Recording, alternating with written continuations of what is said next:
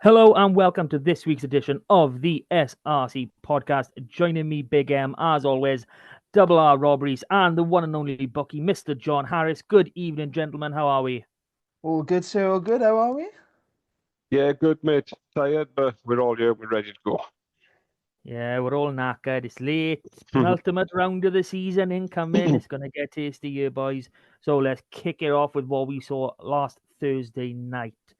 Pooler Park, Pontypool, Swansea. Swansea did a bit of resurgence. They'd gone in 21-20 up at half time. So, John, seeing as though you've watched the game this morning, refresh our memories. Yeah, I watched it before I got to work. Yes. Good game, I thought, actually. I was impressed with Swansea. They made a real good contest of this. The first 15, 20 minutes or so, Pontypool dominated. They were looking very comfortable. The forwards just, the scrum going well, Moore's going well. The carriers, like Morgan Allen, as usual, and other big carriers really getting them good go forward. When I don't think Swansea, apart from where they managed to get the ball back from the first kickoff, touched the ball for the first 15 minutes, it felt like. And then when they did, Pontypool seemed to be comfortably defending the one-up runners that Swansea were sending. They just couldn't seem to get physically into the game to start with. But we started breaking up a bit then. And Harry Houston had an excellent game. He was causing all sorts of problems for them. And Ewan Temblett had a very good game, kicking well. I think they'll be a bit annoyed. I think this turned on one particular moment, although I could be oversimplifying it, but just before halftime when Swansea were winning 21-13 and the clock was red, and they've decided to run it rather than kick it off the park. And then they've ended up getting turned over.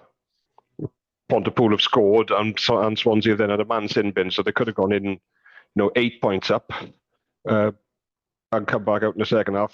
But they've gone in at 1 point behind and a man down for the first 10 minutes of the second half. And Pontypool have come out and scored pretty quickly. Got back into the game. The forwards, really dominating. Really, although the Swansea scrum started getting better as the game went on. I thought Roderick Hall was excellent for Pontypool. He'd been shipped in that day. I don't think he'd had a training session with Pontypool, and he ended up with selling a game, man of the match. He was outstanding. His box kicking was brilliant. I think he even turned up with a tackle and turnover, an important part as well. But they kept going. Those ones, they come back in again, but they just left a little bit too much to do then. But they got a bonus point out of it, which I think feels fair. And yeah, they deserved something out of that game. They were very good, but I think over the full 80, Pontypool were better. So more good points for Pontypool, which I think that's secured fifth place for them now. I thought nobody's going to catch them in fifth.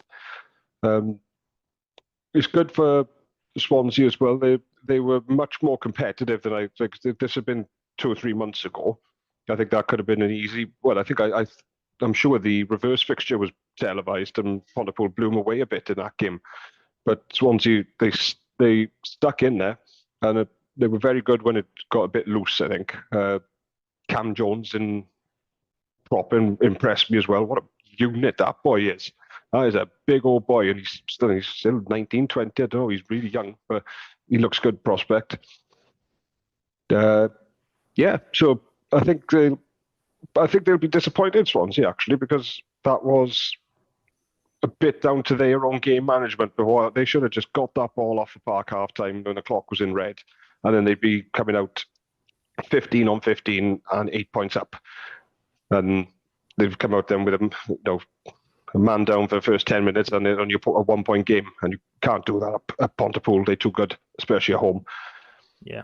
But they've come away with something which they wouldn't. I don't think they would have a couple of months ago, and they're looking much, much better. But They took the last bonus point off Pontypool as well, so they kept fighting to the end. So I'm impressed. I thought they did really well. Yeah, Swansea have been a different animal this second half of the season. Since the post-Christmas game against yourself, Aberafan, we got to get them into every fixture as always. They've been ultra competitive. I think there's 4 wins in that time period, and we always talk about moments and momentum in rugby, and you bang on there, John. Just before half time, 8-point lead. It hurts, and especially when you're away from home. Even if you're only getting crowds of 500-600, even if you're lower down, you only get a crowd of 50 or 100. Having those people on the sideline shouting at you, even if it's your own family, it stirs you on, and it gives you that extra bit. So, Rob, Pontypool, should they have done more in this one? They probably should have, because even before they'd scored that sort of try right on half time to get back into it, I sort of looking at the game going, how the fuck are Swansea doing this? They didn't seem to be any control. Calm down, Earthquake. Oh, that's out there now. Uncalled for. Yeah. If anyone's Uncalled watching this for. if anyone doesn't watch this on YouTube, please log in, because right now Big M is a spitting image of former wrestler Earthquake. You've got to do it. Anyway, back to the subject of Pontypool's Earthquake. I mean Pontypool's game against Swansea. It was seemingly one of those ones where I never thought that Swansea had enough in them, especially when Pontypool did get that score then right before half time, to sort of truly take on the game. It sort of felt like Pontypool had all the control and were throwing away silly sort of phases and sort of silly scores, and that sort of made it a bit more difficult. I mean, the game was 43-10 in the reverse fixture, but Swansea were within a score at the hour mark, and this is a sort of a similar game in terms of still in it at the hour. But what we found was Pontypool just couldn't find that sort of bit of momentum. They couldn't find that way of just holding them out and sort of just tidying things up. And I think that's what Swansea fed off was untidy play.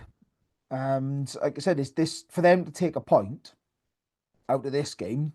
Yeah, that's that's massive for them. And I said to stop the 6 points as well is how obviously that's a knock-on effect then for all the other sort of teams involved and what we see around that top 4. So yeah, I think Pontypool will be a bit disappointed in how sort of scrappy the game became, really, given how much they dominated the game, really. Probably for an hour of that game, they probably did actually control it and dominate it, but the scoreline wouldn't suggest that. Yeah. Well, Pontypool do get a chance to put it right pretty early this week. They get the Thursday night game again. Swansea at home to RGC, so you'd expecting something from them again. Okay, on to the next one, and it's Ebbw Vale at home to Carmarthen Quins. And as far as I'm concerned, the score is Carmarthen Quins 20, Ebbw Vale 7, because 5 of those tries should be just struck off. Terrible officiating. Absolutely just obstruction. Maul has stopped, and they just say, "Oh yeah, just play on, boys, go for it." Joining in front of the carrier. Oh, and I can't remember what it is for one of the tries, but I'm pretty sure he's still rolling right now. He's gone for hours and hours and hours. Ugh, just terrible as a Quins fan, yeah. But all seriousness, just watching the highlights, they look like they put up a pretty decent fight. They've come off a good win the past week, something that none of us, well, I say none of us, really expected. But it seems like the Ebbw Vale machine is going on and on. Now, John, you talk about Carmarthen having a good pack, and they do have a good pack, but up against Ebbw Vale, there seems to be a bit of a standard difference. Yeah, that Ebbw Vale pack is huge. And they look like a big pack against other big packs. So they must be doing something right. They must be feeding them well. But I'd be a bit gutted for Carmarthen Quins because they're in that for 70 minutes. There's 4 tries in the last 10 minutes for Ebbw Vale. So that's a fair effort Carmarthen Quins have gone up there and played with. But there's that quality in it that's got, and that's a hard place to win. Shield holders, no one's won up there this season, so that's kind of what you expect. Not so much expect, but it's gonna come. But to stay in it for 70 minutes is impressive from the Quins, and I'd like to think that that'll give them confidence and something to build on going forward. If you can go up to Ebervale and give them a game for 70 minutes, then they can go anywhere now. And gives anyone a game if you can do that. Obviously, but you've got to sustain that for the full 80 because you can. Teams like Ebervale then can score 4 tries in 10 minutes. But Ebervale are really in some good form now. I mean, it seems to change every week. We think the form teams are, but it's starting to look like Cardiff, Ebervale are the two to beat now. And we're going to have some amazing semi-finals when the playoffs come round. I think if all these big teams got to play each other, if they go how we think. So I can't wait to see it, and hopefully Kamara and Quins can take that 70 minutes and build on it for their next game, and maybe get some wins before the season finishes. That would be great, especially the way the season has turned out for Carmarthen after their bright start early on. So, Rob, I do reluctantly have to pass this over to you. You're in your Ebervale gear. So, are you going to hype them up, or are you just going to be a bit nonchalant by you? No, do you know what? I think this is full credit to Quins. Is we've spoken about where their strengths lie and how you've got to stop Ebervale from gathering momentum and scoring the tries that they've been they've been scoring all season. I mean, they've got 20 tries now from hookers this season. That's unheard of. But in fairness to Quins, their scrum was actually the better scrum. It was. Even deep into that second half and around changes, that the scrum was holding steady. They disrupted the set piece, and the first half, maybe not necessarily the third quarter in that second half, but that first half was probably the worst I've seen Ebervale play all season. It's one of those, and that's full credit to Carmarthen and how they approached it. And it's really that we said this season. A side has gone up to Ebervale. They've taken them on at the set piece, and it's worked. And Quins have obviously visited Ebervale in the cup, and it was a 6-pointer. It was an absolute hammering. So they've learned a lot since then. It was one of those games that they took chances when they come. I mean, the chip over the top for one of their tries off the sort of the turnover, bounced right to get the offload, and he's under the post. So it's everything at that stage is going really well. It looks like Ebervale have at that stage lost. We've been mentioning it. You need 6 points to be keeping up with the others. Newport obviously gathering 6 points. Cardiff gathering 6 points. Llandovery with 5 at the time, obviously closing in on 6, as we were thinking. And then all of a sudden, you're thinking, shit, Ebervale might not be just dropping 1 point by year. They might be dropping 4 or 5. But it's seemingly, again, that rolling maul, Joe Franchi hat-trick again. That's the 3rd time this season, I think I've said that. And that's the fourth set of hat-tricks by a hooker at Ebervale, I think, this season, if I've got my stats right. And then, like I said... So the driving maul's going okay, then? Yeah, just about. But just to top it off, then Cam Davis with a nice silky run through the middle, just so the pack don't get all the credit. But yeah, it's a professional job in the end, and one that they say, right, well, that's 40 minutes. That first half, we forget about it. But Quins will take a lot from this game. We've said that obviously last week was the first win since the autumn in the league, and sort of how they've had a few key players come back and are starting to score again. So. Yeah, I think Quins are going to be a tougher team to play in these playoffs than some may be thinking, especially because they'll be battle hardened. They're probably going to end up in that prelim round. Yeah, they really are. They're currently sitting in 8th, so they will get a home tie if they can stay there in that initial preliminary round. So on to our next tie, and it's the closest one of the round. Llandovery at home to Aberafan, finished 33-28, but didn't seem like Aberafan were really in this until right at the death. So I'm coming straight back to you, John, as our man from Aberafan. Walk us through it. Well, they were pretty much in it in the first half as well. I think it was only 5 points, 5 points at half time, and it's finished 5 points. So I'm running out of things to say because it feels like I'm saying the same thing every week. That's another 2 losing bonus points. So we're picking points up. We can say that. So if we can win tomorrow with that win out game in hand, it will put us in the top 6. But we haven't won a league game now since 21st of December when we beat Swansea just before Christmas. And it's not good enough anymore. No, we're not used to losing this many games in a season, and especially not at home as well. I'm used to seeing a full season, year and a half without losing a home game. But Llandudno have come out, scored early. It's a similar pattern, seems to be. Either we come out, score early, and then just some defense just seem to go wandering in defense for a bit, and just let go. The other team will come out, score early. We'll go and score a couple, and go in front, and think, oh, maybe this is going to be a good day now. And then just before half time, we'll find a way to let him back in, which is what happened again. Lee Reese being quality as he usually is, from what I've read. A few opportunistic tries, I think, as well. I've only seen the highlights of this one, but we've got a few interceptions, I think. I really wish I knew what to say anymore, but if you'd offered this to me before, probably I would have, 2 points away to the champions and the cup holders.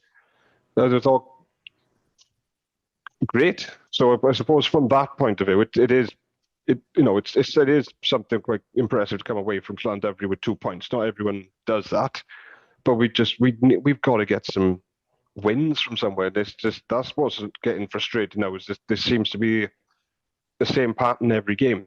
They'll be in it to start with, and then just fall asleep defensively, and then have a little rally at the end to make it seem close in the final score. Excuse me.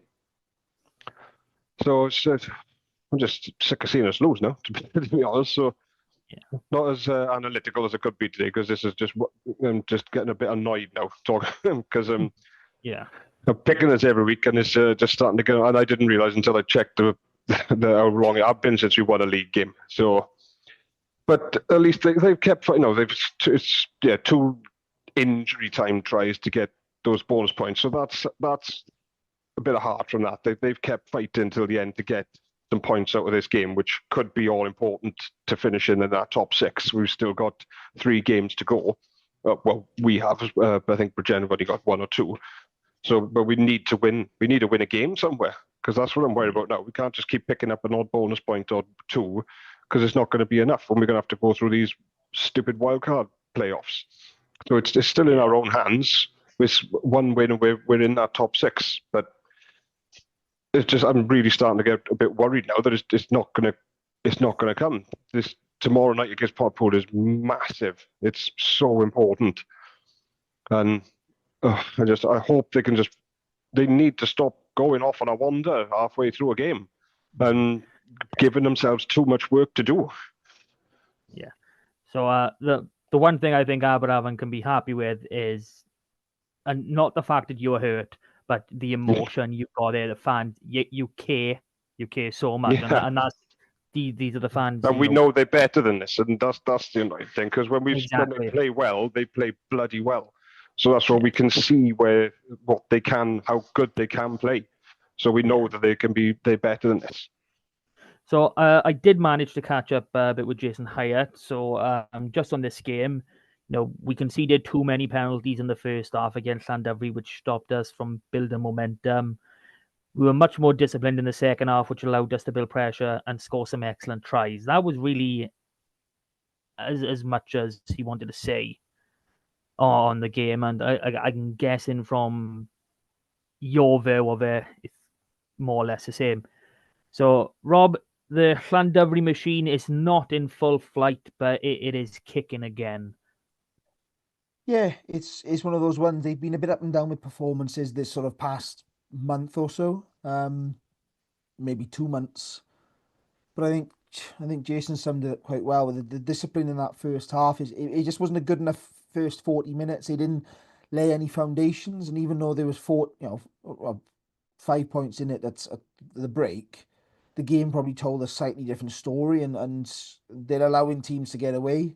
And that's like I said, Lee Reese yet again is the orchestrator of all of this. He's the totemic front man, leading everything good that Llandovery seems to do. You don't tend to notice him when they're playing well as much because he blends in with such a quality side. But as soon as they dip, it's like he's that one consistent factor that doesn't matter how good the team are playing. He's like, right, let's pick everybody up, and he gets them back on track. And that's the way that he is, and that's why he's played well over 300 games for the club now. But yeah, Llandovery will be semi-pleased, I think, with this sort of game. I think they'll be disappointed that they haven't controlled it as nicely as they could have, and they've let it slide. They've let a good 6-pointer slide, I'll be honest, especially considering it's home and sort of the position they were in that last 5 minutes. They've obviously now dropped to 4th, which could have big ramifications depending on who you want to play. And again, they probably, if you speak to Euros Evans, he probably doesn't care who he plays, especially at the semi-final stage. I think everyone wants that home tie, so they're coming to you. But for whether you play at the moment Ebervale or Cardiff, I don't think it particularly bothers anybody, really. I mean, Llandovery have got the same pitch as Cardiff, so you could say they probably favour that. So yeah, I think it's one of those ones. I think Llandovery maybe they're seeing themselves as sort of safe. It'd be interesting to see what sort of reaction we see at Llandovery this weekend. Obviously, massive shock loss to Swansea. Bit of a quiet performance at times. Inconsistent 80 minutes against Aberavon. So it'd be interesting to see because Llandovery are the sort of side that like to build up for the big moments. And obviously now, like you said, they've only got 2 games left. We'll have the prelim round before they get back into action. So they'll want to start, coming back up the other side. So yeah, I'm interested to see where Llandovery's form rises because they're probably the question mark team in that top 5 at the moment in terms of where we think they are.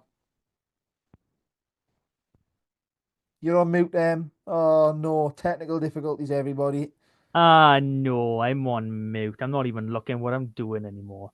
No, like you said, it's gonna be a big one this weekend. Llandovery are going to Cardiff Arms Park. Are they still allowed to play there? I'm gonna say yes at the minute. I know the Cardiff Swansea varsity game's been moved. Yeah, that got moved, didn't it? Moved to the Millennium, but I'm sure Big Daddy WIU will take care of things before the weekend.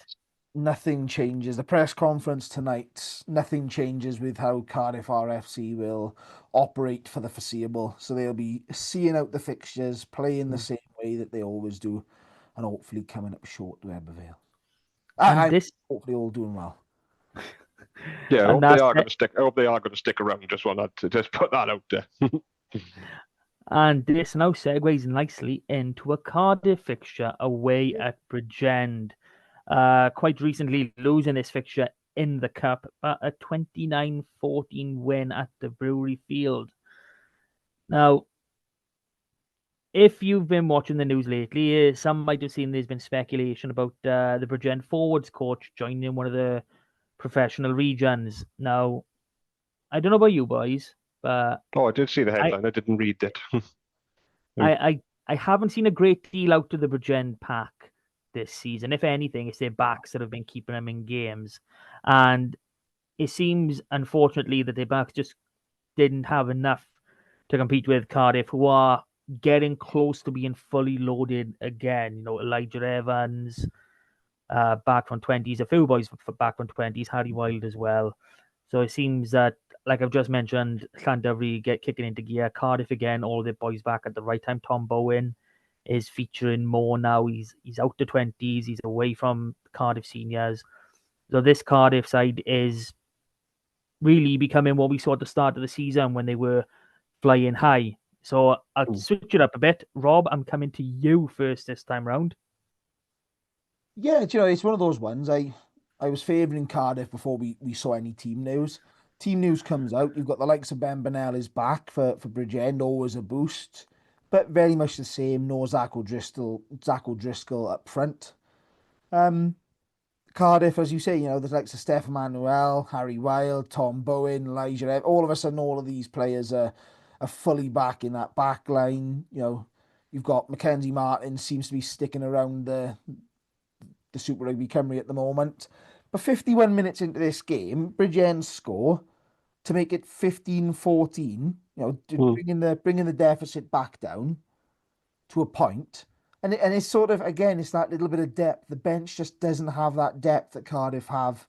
It's that bit of quality, that, bit of oomph up front that, I'll be honest, at the moment, they started the season with a blistering backline.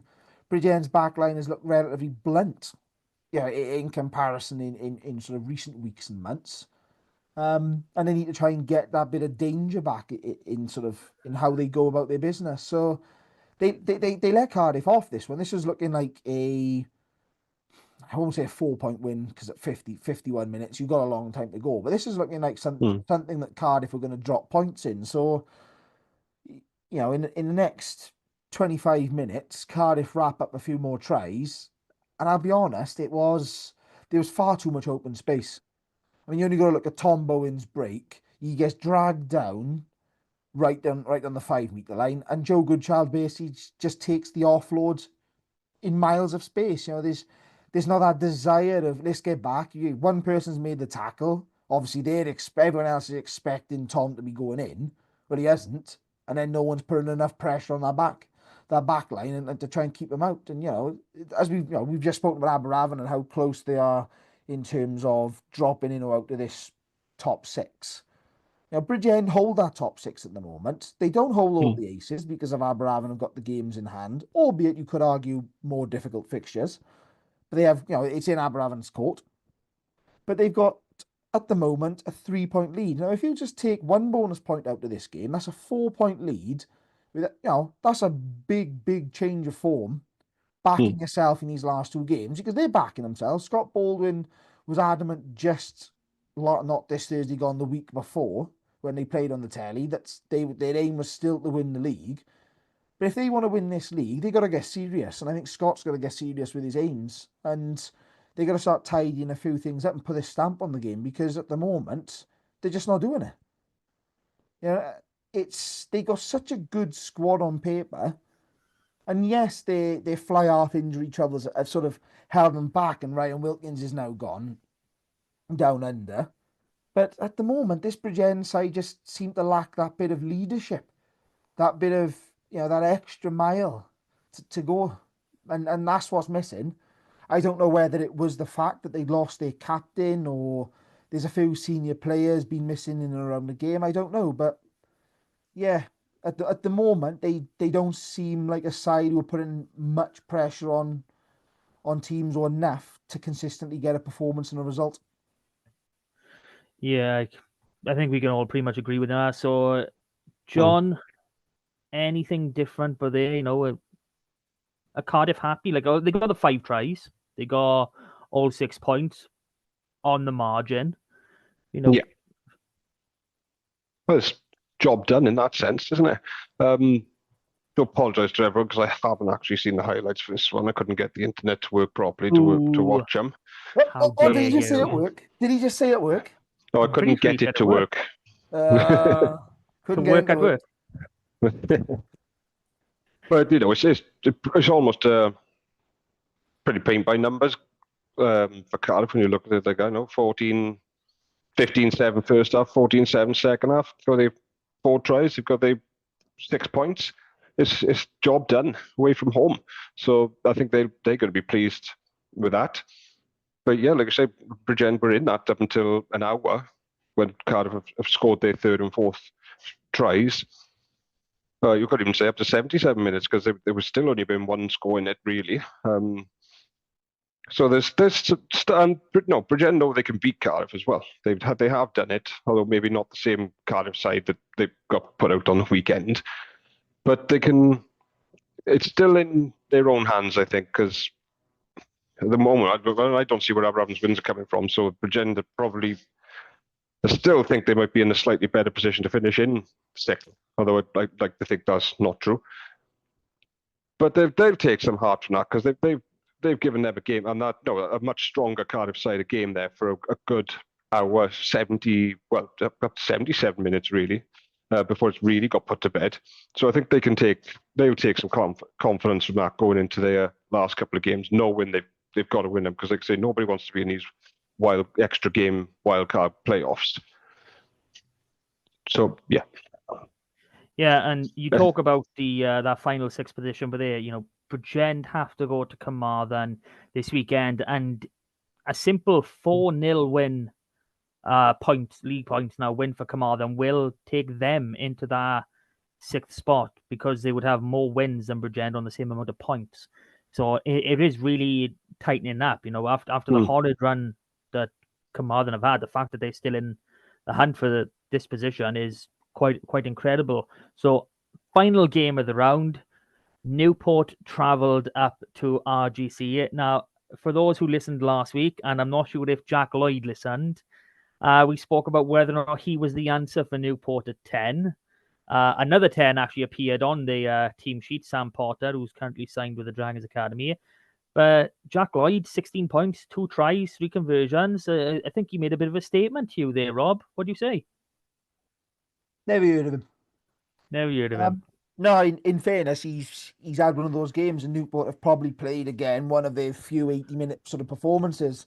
They probably would have liked to have tightened it up in defence a little bit, but ultimately, these days, with the way that the game is going, if you can get that sort of enough of a lead and you're confident in your attacking and your kickers can convert 75% of their kicks, then you're probably starting to open up a 15-point gap, which is what Newport want. They've jumped up to third, and given where we've been praising Landovery all season and been a bit unsure about Newport, it seems unusual that all of a sudden Newport are above the Drovers in the table. So I know Tyrone was relatively happy with this one, and I think he should be. This is a big period now for Newport. They've got a big Gwent derby coming up. They'll have a likely away tie in the quarterfinals. In the semi-finals. Should they get there, and if we all look around what we think will happen. But yeah, I think that, again, like I've said about Landovery peaking at the right time, I think this is Newport. Maybe this is the sort of the performance they needed to get him kick-started for a bit of a late season run. Yeah. So I did manage to catch up with Ty as well. I might have to paraphrase a bit later, but on this game, he's excellent performance again from the boys. There's a lot of changes from the team the week before due to injuries. Took them about 20-30 minutes to find a little bit of rhythm, but then the second half, just like they did against Pontypool, scored some beautiful tries, played with intent. He's really pleased with how they problem solved at half time and got away with the win and 6 points. So Ty is happy into third. That does mean a Gwent derby in one of the playoff rounds, which I believe would be the semi-final, should it come to that. So at the moment, there'd be a Gwent derby quarterfinal because of Pontypool. It's really, really heating up, and in terms of Gwent rugby, top end Gwent rugby, we know Pontypool, Newport, Ebbw Vale. That's the top end of Gwent rugby as far as you boys are concerned, and I'll be quiet for this bit. It is looking really, really tasty. So John, RGC, 3 penalty kicks in our second half. That's all they managed to muster. I know we all put them 10th in our league placings at the beginning of the season, but have they learned anything this year? Are they kicking on at all? Well, I think if they were, I would have expected that game to be a bit closer, to be honest, because they've been so good up on their ground this season. And the bigger teams well, everyone's really struggled to go up to RGC and try and get something. So I was a little bit surprised when I saw the score. I think I still expected a Newport win, but I didn't expect them to get 6 points because RGC have been so good this year. It's taken a couple of late tries just to get Newport away, mind, right at the end. No, in the 73rd and 77th minute. But yeah, you need to. Newport do seem like they're coming into. They all seem to be timing it quite well now, these top 4 sides. But we've said that all season with Newport, when they're as good as anyone in this league when they can string a full game together. And that's what they've seemed to have done here, because that's a tough place to go up there to come away with 6 points. That's showing some intent going into the playoffs now. So it's going to be, I think these playoffs are going to be so fascinating and so good. There's some amazing matchups to come. I think RGC will be a little disappointed. I think with the way their home form's gone this year, they'd probably be expecting now to have kicked on and think, right, well, nobody comes up here now and wins. So to not get anything out of this game, they'll be disappointed with that, I think. Yeah, no doubt about that. And that 26-41 loss for RGC brings us to a close for this past week's result. So if you've managed to make it this far, thank you very much for listening, watching, however you're taking in your SRC podcast content.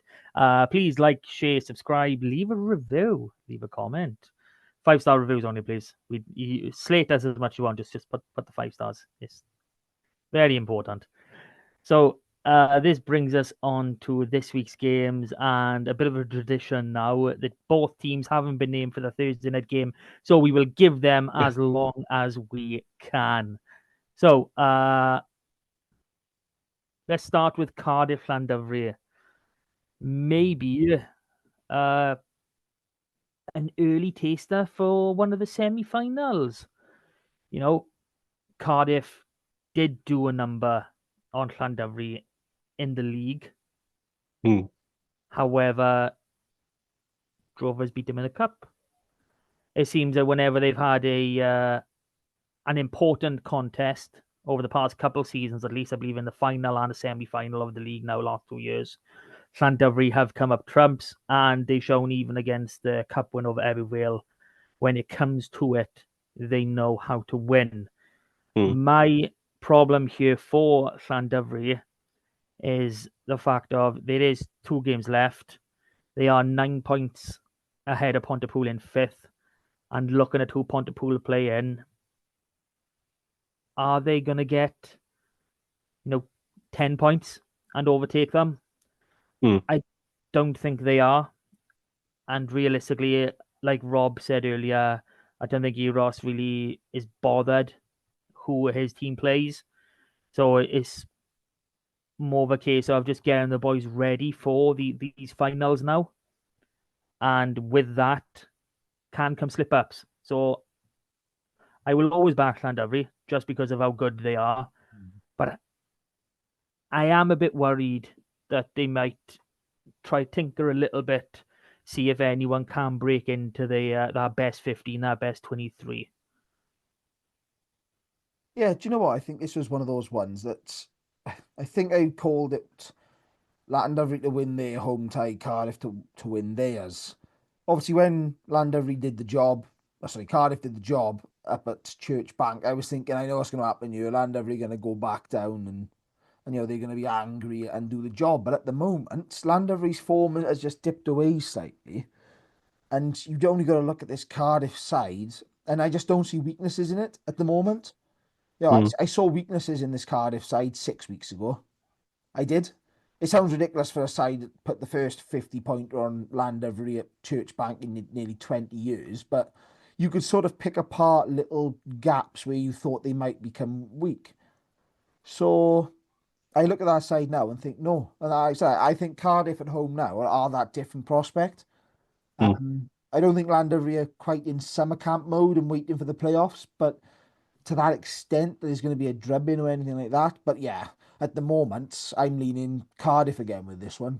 But it'd be very interesting if Llandovery do take it, because all of a sudden let's say Cardiff take a point, Ebervale in, Newport's at the game, that top four can close right up literally this week. Could close right up. Yeah, and Cardiff win. Something we'll come on to a little bit is the fixture congestion for Ebu could be so important. John, Cardiff Llandudno, where's it going? If you don't say Llandudno, you're not an Aberafon fan. Oh, my gut's telling me this is Cardiff. I think they've just been so good lately. They're hitting the top form now at the perfect time. But like you said, Llandudno know how to win these big games. So might they be saving? Might they decide? No, we'll just save a little bit for the playoffs now. We're not going to be, we're in that top four. We're probably not going to catch the top two, but we're not going to be caught from behind either. So no, might they think of just resting one or two key players just to make sure they've got a full strength squad going into these playoffs? I don't know, but it's an option to them. That's all I'm thinking. Bookies think Cardiff for this one as well. On Dragon Bet, they've got Cardiff 2-5, Llandudno 7-4, with the Llandudno +7 on the handicap at 10-11.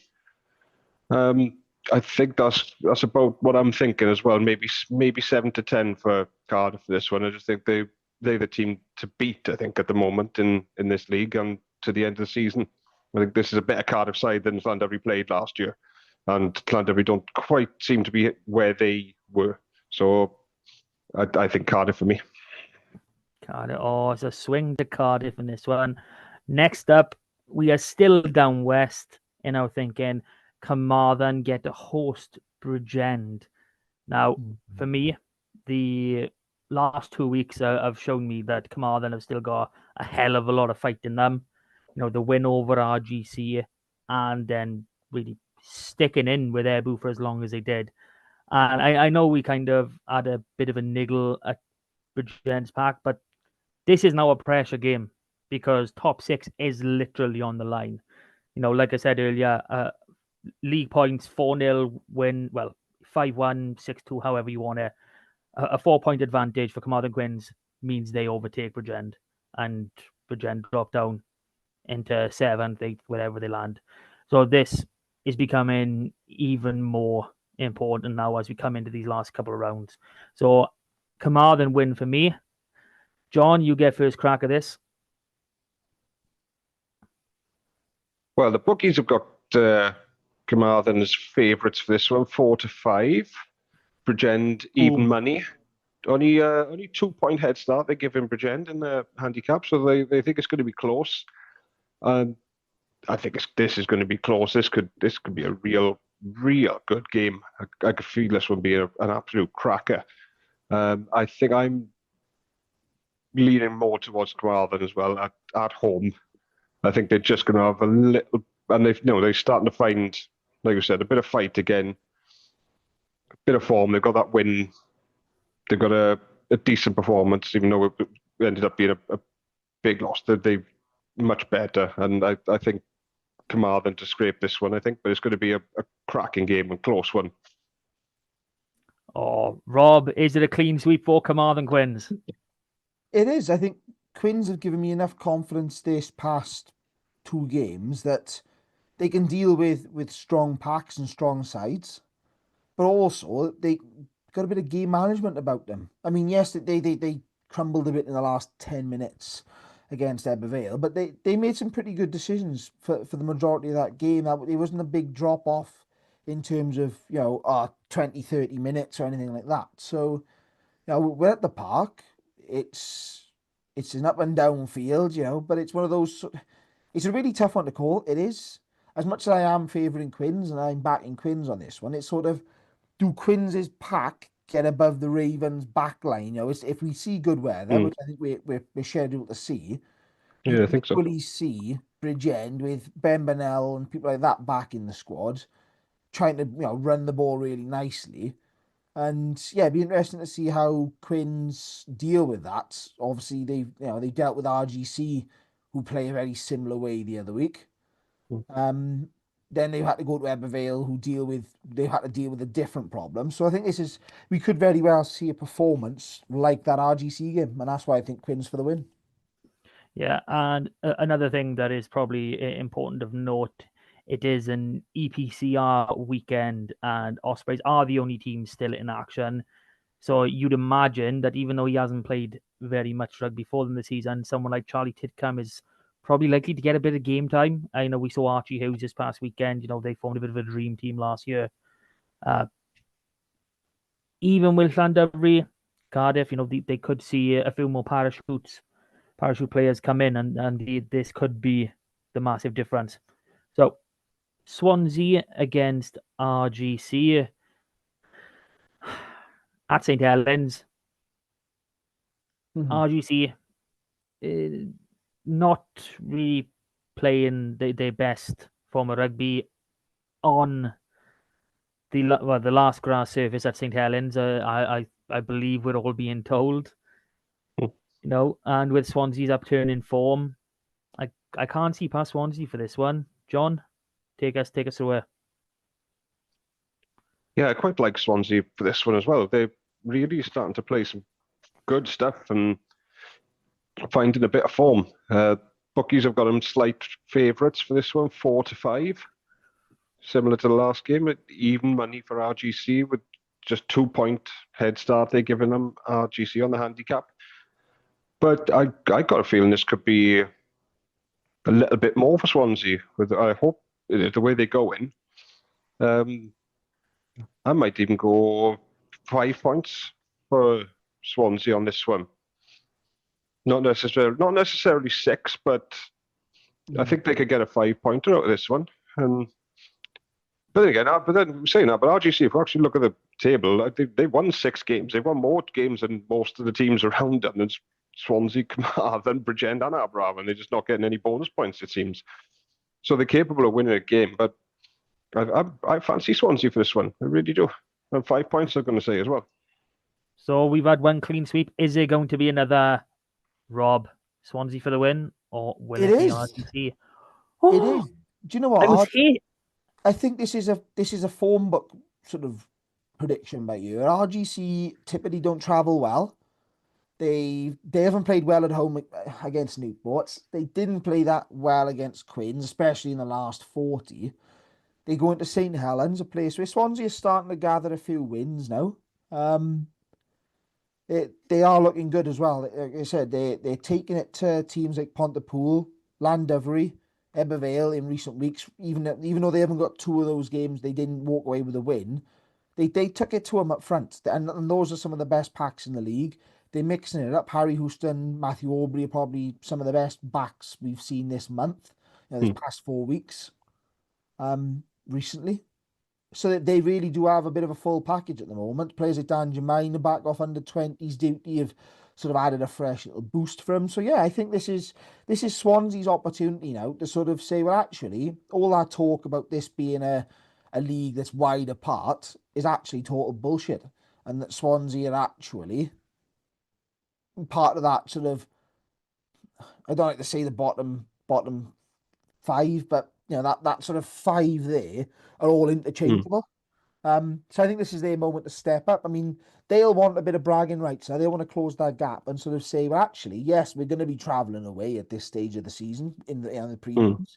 They know that, but can they build a bit of momentum for that? And then B, can they win that and get to a quarterfinal? So yeah, this is another clean sweep and yet another home prediction by myself. Now, I'm not sure if Rob is going to go all home with this next current game. So we're on to Sunday. We're on to a Gwent derby yet again. Newport at home to Ebervale. Now, Newport, bit of an uptick. They've had a full performance, albeit against RGC. But the critical thinking in this for me is Ebervale have got 3 games left. They've got Newport, Aberystwyth, and Swansea. So, and no disrespect to Aberystwyth and Swansea, they are probably the easier games to win, and those 2 would secure a top 2 space. and possibly hope that Llandovery do a bit of a favour and beat Cardiff, or even Pontypool do a favour in the final round. So I think we might see it, not a weekend, maybe a rotated Ebbw Vale squad for this one. So I'm going to back Newport, and I'm going to make Rob really, really wait to explode. And I'm going to go to John first. Oh, I don't know where to go on this one now, actually. Bookies have got this very close as well. Same odds as we've had from the last couple of games, but the other way around. They've actually got Ebbw Vale the slight favourites for this one. Newport even money. Ebbw Vale 4-5. 2-point head start for Newport with the handicap. Ooh. Yeah, I feel I should be. My head tells me to say Ebbw Vale, but something's. Do we know where this is? This at that silly ground, or is it going to be at Dave Parade? Dave Rodney, Parade. yeah. Dave Parade on Newport Marathon Sunday. It's going to be full. I could. I'm fancying. Something's telling me I fancy Newport for this one. In a close. I know. In a close. It's going to be a close one, or it could be the game of the weekend, I think. But I'm going to go for a Newport very close win on this one. You know what? I've just realised this. We've got the top four up against each other in this round. We've got Cardiff, Llandovery, and Newport Ebbw Vale. What a time! What a round to put it in. Well, do you know what? It's actually fallen. Before I move on to my thoughts on Newport Ebbw Vale, you've got first versus fourth, third versus second. Aberafon Pontypool is literally fifth versus seventh. Queen's Bridgend, again, 6 versus 8. Everybody, and on all of these games, you've got the Aberafon Pooler games about top 6. Cardiff, Llandovery, Ebbw Vale, Newport's on about top 4, top 2. Queen's Bridgend, again, top 6. You know, so there's so much on these games this week. But yeah, big round. I think I see where you're coming from, Em, in terms of how do Ebbw prioritise now. They've got 3 games, Sunday, Wednesday, and Saturday. What an absolute farce of an end to the season around all of that. But I think the big one for them is Chippy is very determined around winning every game. He doesn't like to give anything away, certainly in a Gwent derby such as this. It's a big opportunity to try and seal the deal and sort of like put your stamp on it right before that sort of midweek game. I think what we will see is some Dragons involvement. Harry Wilson was away last week, so it'd be interesting to see if he comes back into the squad now he's back in the country. Obviously, Ethan Phillips is back fit in midfield, so that gives him a few rotations. And I think Dom Franchi may actually be coming back towards the end of his concussion spell as well. So there's a few little things they're going to look at, but I still think that the way that Ebbw Vale are playing, yes, it's on Dave Parade, and I mentioned this the other week around Newport will want to be playing fast, expansive rugby. They did the same against Pontypool and sort of play that explosive game. I think this will revert back to a bit of, you know, blood, guts, and thunder, and sort of around that, kicking that territorial game, that the set piece, the mauls coming into play a lot more than we saw the Pontypool Newport game at Dave Parade. And that's why I'm interrupting this all home ties this round. I'm saying everyone's going to win. Okay. Now that we've had our thoughts, I'm going to come back to my little conversation with Ty, and I'm going to finish off what he said earlier. So, you know, there's a lot of pressure from the teams below, and last week was an excellent win against Pontypool. Obviously, now RGC as well. So we're building some good momentum, which will lead into Sunday at Rodney Parade. Obviously, it's a game that means a lot, particularly with what's happened this week with Brian Jones passing away. So it'll be an emotional day, and we want to make sure we do him right, because I know we'll be looking down and saying a few words of wisdom for the game. It's a big game, although top 4 is obviously our aim, and we're looking forward to playing Ebbw Vale and hopefully going to get third time lucky this season.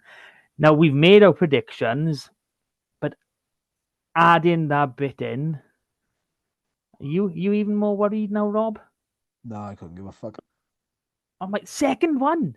Oh my God, we're gonna have to put a disclaimer in this. Boop, boop, boop, boop. It'd be like an old dial-up bloody Wi-Fi. No, this call be doop, boop, boop, boop, boop. Do. Okay. We've pushed it as long as we can. Thursday night is upon us, and Aberavon, you have The let big us one. down. You've let us down. There is no team news from Aberavon, just Pontypool, and we've been critical of Pontypool's social media all season, and they've trumped you by year, John. So No. I mean, just for that reason alone, I'm just gonna go Pontypool, just be quick and just say screw By you, like. the law of boxy shithouse 3. Yeah. Well, they get their trumping in now. So it's going to be their last. Oh, he's going for it. Okay, hold on, calm down. Where's this confidence come from? You were saying Aberavon Because they have to. Anything is not acceptable anymore. John, they have hold to. on. They don't have a choice. They're Stop surprising talking, John. now. There's no teams being named. They're surprising everybody. Okay, it's coming to Rob first. We're gonna wind John up and just see how much he comes out with now. So come on, let's see if we can add more to this. Yeah, I think this is going to be a similar sort of argument to the Ebbw game. Again, Aberavon plays Saturday, Wednesday, Saturday.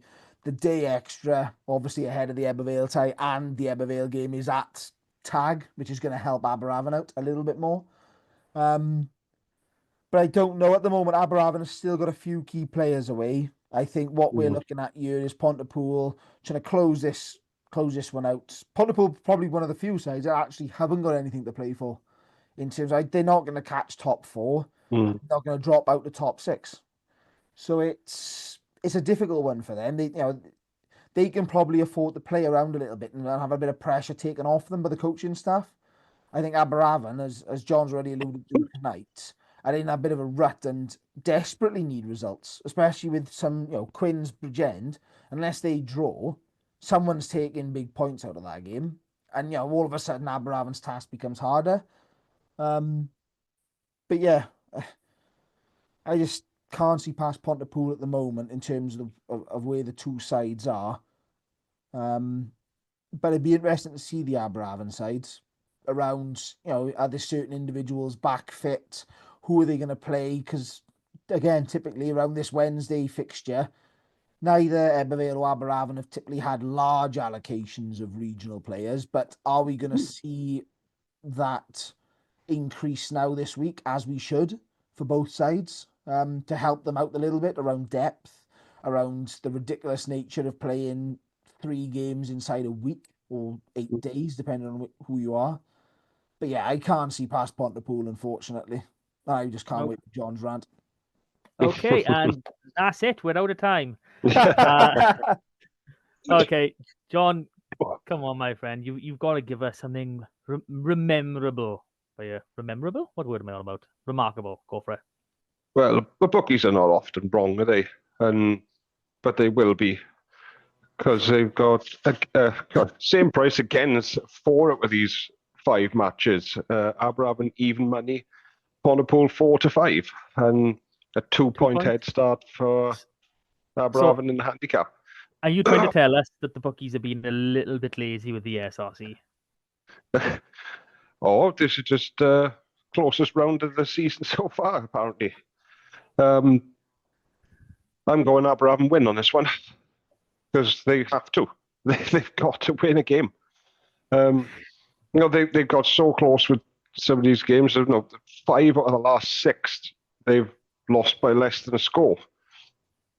But also in 5 out of those 5 games, 5-6 games, they've conceded half their season's points.